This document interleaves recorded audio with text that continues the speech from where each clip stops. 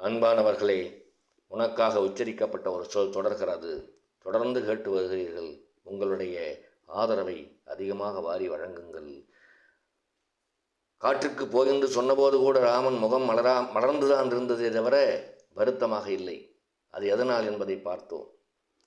அதே போல நாம் வாழுகிற வாழ்க்கையில் எத்தனையோ தடங்கல்கள் வரும். வாழ்வில் தடங்கள். பிறக்கும் குழந்தை இறக்கும் வரையிலும் வாழ்க்கை முழுவதும் எத்தனை தடங்கள். கடக்கும் பாதையில் தடங்கள் இல்லையேல் நடக்கும் கால்கள் முடங்கி போய்விடும். பயணம் செய்யும் பாதையில் நம்மை நோக்கி எதிரே வரும் வாகனம் எல்லாம் வளைந்து திரும்பி வழிவிட்டு போனால் பயணம் சிறக்கும், உயிரும் இருக்கும். ஒதுங்கி போவது தன்னலமில்லை, ஒதுங்கி போவது தன்மானமில்லை. உயிர் ஒன்றும் வெள்ளக்கட்டியல்லை என்று நினைத்தால் நீயும் அடிவாய், எதிரே வந்து இன்னுயிரும் போகும். வளைவதும் தாழ்வதும் கௌரவ குறைவு இல்லை. வாழ்க்கை என்பதை வெற்றியாக்குவதே.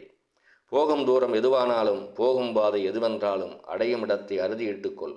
லட்சிய நோக்கமே வெற்றியை தந்திடும். லட்சியமின்றி வெற்றியும் இல்லை.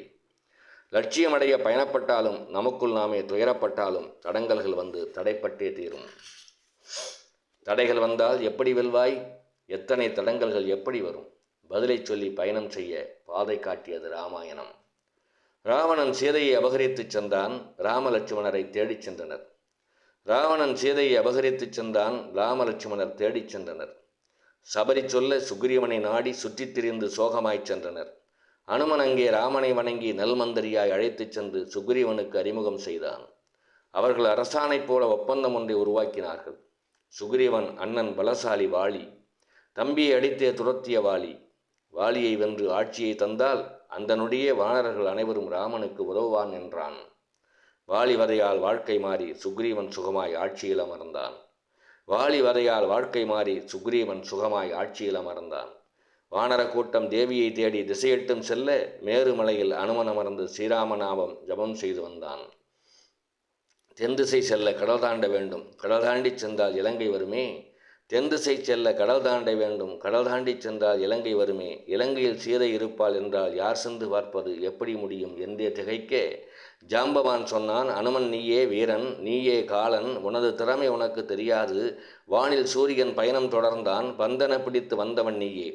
ஆதவன் அவனே உனக்கு குரு, அவனிடம் வேதம் கற்றதும் நீதான். கற்றபோதே மாற்றம் தந்தாய், ஆதவனை வணங்கி பாடம் சொல்ல பணிந்து வேண்டினாய்.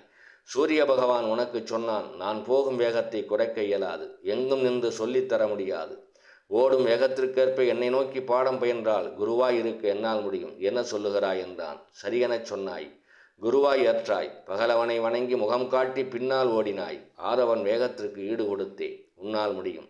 வாயு உந்தன் தந்தை என்பதால் வானில் பறக்க உன்னால் முடியும் என்றே பல தன்னம்பிக்கை வார்த்தைகளை ஜாம்பவான் சொல்ல எழுந்து நின்ற மாருதி சொன்னான், ராமநாமம் என்னை காக்கும், ராம நோக்கம் எனது நோக்கம். தேவியை தேடி இலங்கை செல்வேன், அதுவே எனது லட்சிய நோக்கம் என்ற அனுமன் மேருமலையை காலால் அழுத்தி வானை நோக்கி பறக்கலானான்.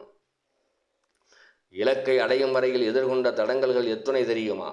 3 தடங்கல்களை முன்னின்று வென்றான். கம்ப ராமாயணத்தில் அனுமன் கடலை தாண்டும் போது 3 தடங்கல்களை வைக்காமல் இன்னும் 2 தடங்கல்கள் வைத்திருந்தால் கதையின் போக்கோ சுவராசியமோ குறையப் போவதில்லை. இன்னும் சில பாடல்கள் பிறந்திருக்கும், தமிழில் செய்யுள் சேர்ந்திருக்கும். ஆனால் 3 தடங்கல்களே இருக்க காரணம் என்ன? யோசிக்க வேண்டும். யோசித்து பார்ப்போம்.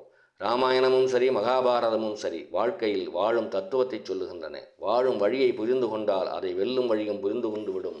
அதை வெல்லும் வழியை புரிந்து கொண்டால் வெல்வோம் விதியை என்பதும் நமக்கு தெரிந்துவிடும். மீண்டும் பார்ப்போம். நன்றி, வணக்கம்.